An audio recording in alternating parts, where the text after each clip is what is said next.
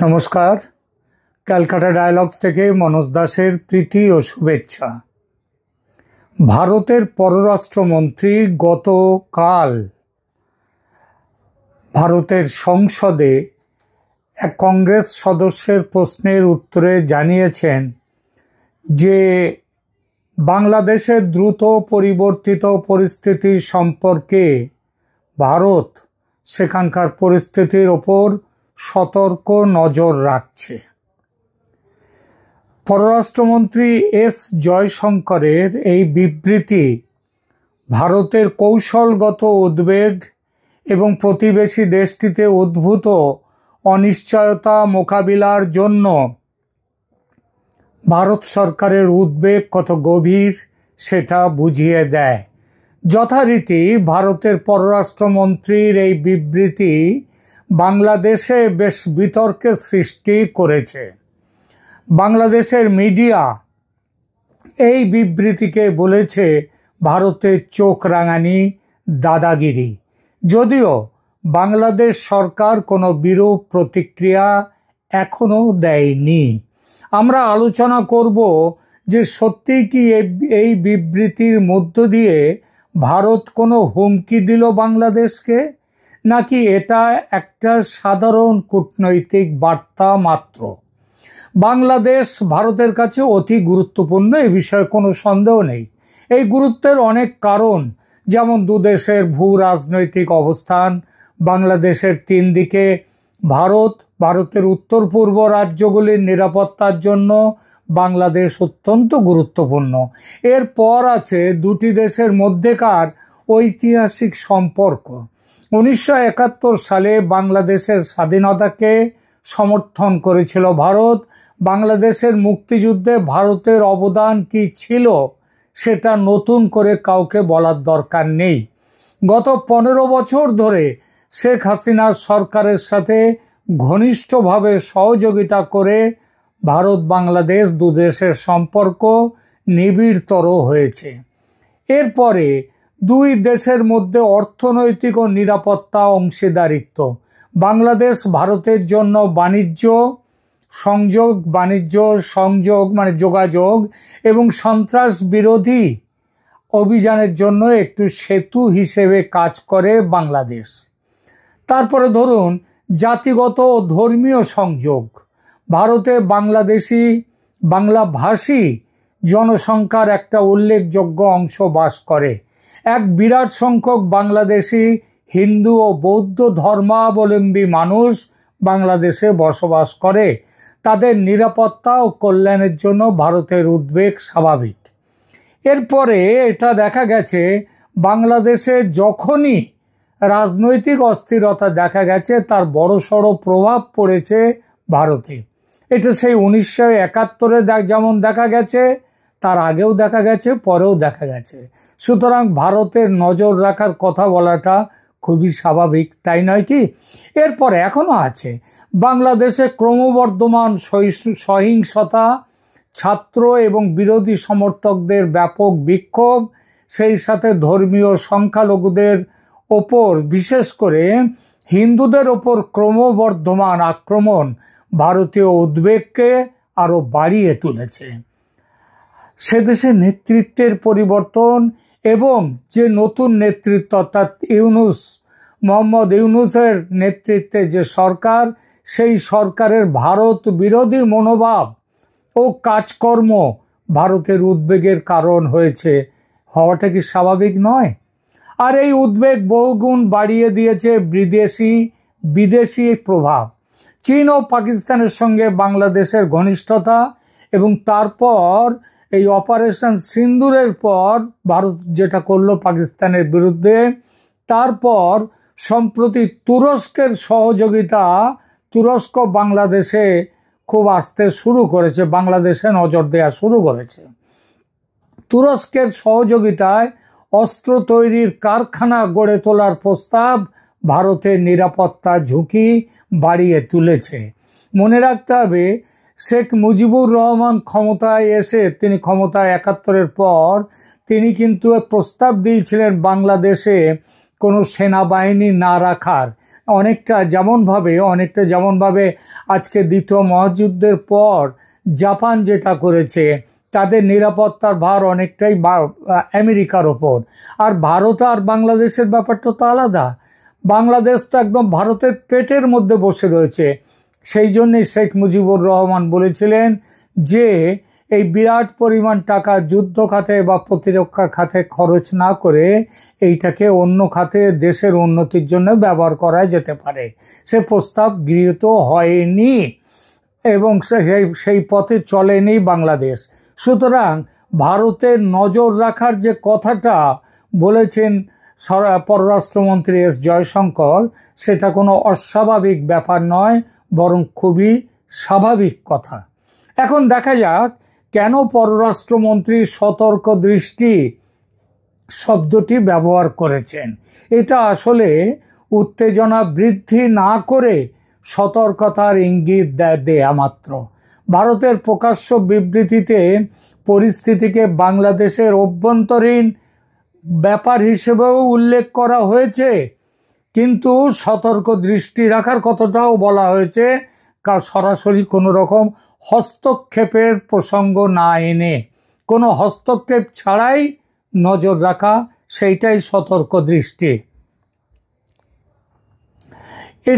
সেটাই সতর্ক দৃষ্টি এবং সেইটাই বলেছেন এস জয়শঙ্কর। এইখানে জয়শঙ্কর জোর দিয়ে বলেছেন যে ভারতের উদ্বেগ স্বাভাবিক, কারণ সমস্ত প্রধান রাজনৈতিক দলকে সংযুক্ত করে অন্তর্ভুক্ত করে একটি ঐক্যবদ্ধ জাতীয় দৃষ্টিভঙ্গি গড়ে তোলার জন্যেই বাংলাদেশের সম্পর্কে ওই সতর্ক দৃষ্টি রাখার কথাটা বলেছেন এস জয়শঙ্কর। এর মধ্য দিয়ে উস্কানি এড়াতে চেয়েছেন তিনি খুব সতর্কভাবে। বাংলাদেশে ভারত হস্তক্ষেপকারী দেশ হিসেবে দেখা দিতে চায় না, কারণ এটা পাকিস্তানের বিরুদ্ধে লড়াই নয়, বাংলাদেশের গোলমাল যেটা হচ্ছে সেটা তাদের অভ্যন্তরীণ। তাই সেই অভ্যন্তরীণ ব্যাপারে হস্তক্ষেপকারী দেশ হিসেবে ভারত দেখা দিতে চায় না, তাই শুধু দৃষ্টি রাখার কথা বলেছে, ব্যবস্থা নেওয়ার কথা বলেনি। কারণ সেটা বললে বাংলাদেশি জাতীয়তাবাদী মানসিকতায় বড় ঘা লাগতে পারত, তাদের নিজেদের ব্যাপারে নাক গলানো হতো এবং কূটনৈতিক উত্তেজনা বেড়ে যেতে পারত। বাংলাদেশ অস্থির হলে সেটা ভারতের জন্য বড় উদ্বেগ সৃষ্টি করে। এই উদ্বেগ সীমান্ত নিরাপত্তায় রয়েছে। বাংলাদেশে অস্থিতিশীলতা আন্তঃসীমান্ত সন্ত্রাসবাদ, অবৈধ অভিবাসন এবং চোরাচালান এগুলো ব্যাপকভাবে বাড়াতে পারে, যা সরাসরি ভারতের ঝুঁকিপূর্ণ উত্তর পূর্বের রাজ্যগুলিতে প্রভাব ফেলতে পারে। আবার দেখুন, এরকম যদি বাংলাদেশে গোলমাল হয়, সেটা সাম্প্রদায়িক সহিংসতা বাড়াতে পারে। বাংলাদেশে হিন্দুদের বিরুদ্ধে আক্রমণ এবং চরমপন্থী বক্তব্যের তীব্রতা অভ্যন্তরীণ ও আন্তর্জাতিকভাবে তীব্র প্রতিবাদের জন্ম দেয় খুব স্বাভাবিকভাবেই। তাই ভারত কূটনৈতিকভাবে এই বিষয়গুলি উত্থাপন করে এসেছে এতদিন পর্যন্ত। এছাড়া আছে ভূকৌশলগত প্রতিযোগিতা। বাংলাদেশের চীন বা পাকিস্তানের কাছাকাছি চলে যাওয়ার সম্ভাবনা, অথবা গুরুত্বপূর্ণ ভারতীয় সীমান্তের কাছে বিদেশি সামরিক উপস্থিতির অনুমতি দেয়া, যেটা মোহাম্মদ ইউনূস দিয়েছেন চীনকে, যেটা আবার দিতে যাচ্ছেন তুরস্ককে। এবং পাকিস্তানের সামরিক অফিসাররা তারা কিন্তু ভারতের ওই চিকেন লেকের কাছ দিয়ে, যেটা শিলিগুড়ি করিডর, তার পাশ দিয়ে ঘুরে গেছে, এটা মনে রাখতে হবে। সুতরাং এইগুলো ভারতের কৌশলগত পরিকল্পনাকারীদের জন্য এটা হচ্ছে একটা রেড লাইন, লাল রেখা। বাংলাদেশ যেটা করছেন, ভারত এটাকে বাংলাদেশের মিস অ্যাডভেঞ্চার বা হঠকারিতা হিসেবে দেখতে কিন্তু বাধ্য। প্রশ্ন ওঠে, ভারত কিভাবে এরকম বাংলাদেশি হঠকারিতার মোকাবিলা করবে? এই প্রশ্নটা তাই এসেছে সংসদে। এই মোকাবিলা করার জন্য ভারত কি কি ব্যবস্থা নিয়েছে দেখা যাক। এক, কূটনৈতিক যোগাযোগের মাধ্যমে বাংলাদেশকে বোঝানো। দুই, দুদেশের মধ্যে অর্থনৈতিক ও নিরাপত্তা সংক্রান্ত কৌশলগত অংশীদারিত্ব বাড়ানোর চেষ্টা, যেটা ভারত করেছিল প্রথম দিকে, এখনো পর্যন্ত ভারত কিন্তু করে যাচ্ছে। এখনো ভারত থেকে কিন্তু বাংলাদেশের সমস্ত রকম ব্যবসা পাতি ইত্যাদি যত বাণিজ্য সেগুলো কিন্তু চলছে। 3 নম্বর হচ্ছে সংখ্যালঘু স্বার্থ রক্ষায় ব্যবস্থা নেওয়ার জন্য ক্রমাগত চাপ সৃষ্টি করার মাধ্যমে ভারত তার বার্তা পৌঁছে দিয়েছে। 4 নম্বর, সঠিকভাবে সীমান্ত ব্যবস্থাপনার মাধ্যমে নজরদারি বাড়িয়ে ভারত এই সমস্যা থেকে উদ্ধার পাওয়ার চেষ্টা করেছে।